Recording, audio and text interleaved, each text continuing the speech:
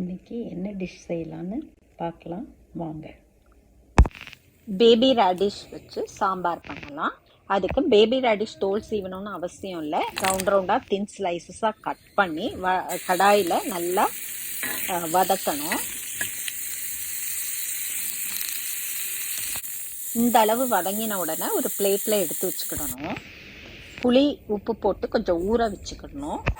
ஊற வச்சு கரைச்சி புளி தண்ணி எடுத்து வச்சுக்கணும். பருப்பு குக்கரில் தேவையான அளவு தண்ணி ஊற்றி மஞ்சள் தூள் போட்டு அது கூட பூண்டையும் சேர்த்து வேக வச்சு எடுத்துக்கிறணும்.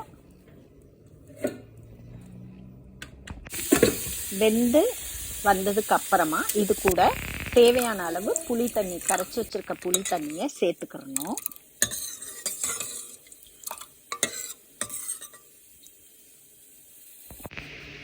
தாளிக்கிறதுக்கு கடுகு, வெந்தயம், பெருங்காயம், சீரகம், கருவேப்பிலை எடுத்து வச்சுக்கணும். வெங்காயம் ஒரு வெங்காயம், 2 தக்காளி இல்லை 3 தக்காளி கூட எடுத்துக்கலாம் சின்னதாக இருந்தால். கொத்தமல்லி இலை, 2 பச்சை மிளகாய் எடுத்துக்கணும். மொத்தப்பொடி ஒரு 1½ டீஸ்பூன், தனியா பொடி 2 டீஸ்பூன், மஞ்சள் தூள், உப்புத்தூள், பெருங்காயத்தூள் எடுத்துக்கிறணும்.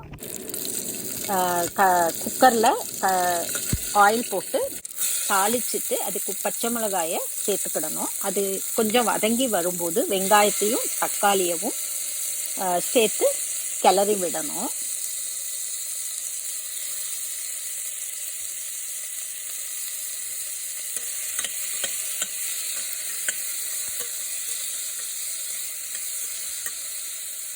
இது நல்லா வதங்கின உடனே இது கூட வதக்கி வச்ச முள்ளங்கியவும் சேர்த்துக்கணும். சேர்த்துட்டு நல்லா கிளறி விடணும். எடுத்து வச்சிருக்கிற மொத்தப்பொடியவும் கொத்தமல்லி இலையவும் இது கூட சேர்த்துடணும். பாதி கொத்தமல்லி இலை சேர்த்துக்கிட்டா போதும், மிச்சம் கடைசியாக சேர்த்துக்கலாம். இதை நல்லா வதக்கி விடணும். வதங்கின பக்குவம் இந்த அளவுக்கு வரணும். வந்த உடனே இது கூட எடுத்து வச்சிருக்கிற பருப்பு புளி சேர்த்துக்கிடணும். பருப்பு தண்ணியோட சேர்த்துக்கணும்.